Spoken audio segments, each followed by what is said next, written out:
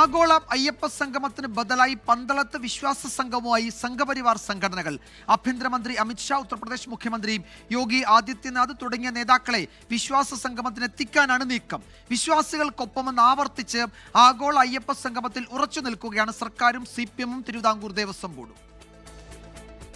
ഈ മാസം 20-ന് പമ്പയിലാണ് തിരുവിതാംകൂർ ദേവസ്വം ബോർഡ് സംഘടിപ്പിക്കുന്ന ആഗോള അയ്യപ്പ സംഗമം. 22-ന് പന്തളത്ത് വിശ്വാസി സംഗമം നടത്താൻ ഹിന്ദു ഐക്യവേദിയും തയ്യാറെടുക്കുന്നു. ശബരിമല കർമ്മസമിതിയും പന്തളം കൊട്ടാരവും ഇതിനെ പിന്തുണച്ചേക്കും.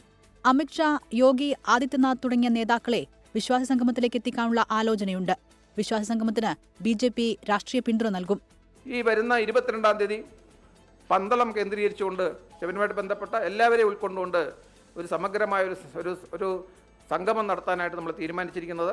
ശബരിമല സംരക്ഷണ സംഗമം എന്നാണ് നമ്മൾ ആ ഒരു സംഗമത്തിന് പേരിട്ടിരിക്കുന്നത്. വിവാദങ്ങൾക്കിടെ വിശ്വാസികൾക്കൊപ്പമെന്ന് ആവർത്തിക്കുകയാണ് CPIM. യുവതീ പ്രവേശനം സംബന്ധിച്ച ചോദ്യങ്ങളോട് സംസ്ഥാന സെക്രട്ടറി MV ഗോവിന്ദന്റെ മറുപടി ഇങ്ങനെ: സ്ത്രീ പ്രവേശനം ഉൾപ്പെടെയുള്ള കാര്യങ്ങൾ അവർ ചോദിച്ചിട്ടുണ്ടായിരുന്നു. ചോദിച്ചപ്പോൾ ഞാൻ പറഞ്ഞു അതെല്ലാം കഴിഞ്ഞ അധ്യായമാണെന്നാണ്, അടഞ്ഞ അധ്യായമാണെന്നല്ല.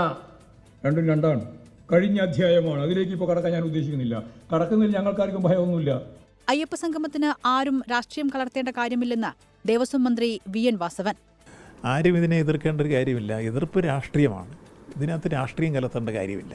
ഏതെങ്കിലും രാഷ്ട്രീയ പാർട്ടികൾ എന്ന രൂപത്തിൽ ഇതിൽ വിഷയത്തിൽ കയറി ഇടപെടേണ്ട കാര്യമോ അഭിപ്രായമോ ഇല്ല. അങ്ങനെ രൂപത്തിലല്ല ആലോചിച്ചിട്ടുള്ളത്. തികച്ചും അയ്യപ്പ ഭക്തന്മാരെ പങ്കെടുപ്പിച്ചുള്ള പരിപാടി എന്ന രൂപത്തിലാണ് അത് ആലോചിച്ചിട്ടുള്ളത്. SNDP, NSS തുടങ്ങിയ സാമുദായിക സംഘടനകളുടെ പിന്തുണയാണ് ആഗോള അയ്യപ്പ സംഘവുമായി മുന്നോട്ടു പോകുന്നതിന് സർക്കാരിന്റെ ആത്മവിശ്വാസം. 24 തിരുവനന്തപുരം. ലോകത്തെവിടെയായാലും ഏത് സമയത്തും 24 വാർത്തകളും ഓഗ്മെന്റഡ് റിയാലിറ്റി പാക്കേജുകളും എക്സ്പ്ലെയിനറുകളും വിശദമായി കാണാൻ ഞങ്ങളുടെ YouTube ചാനൽ നിങ്ങൾക്ക് സബ്സ്ക്രൈബ് ചെയ്യാം.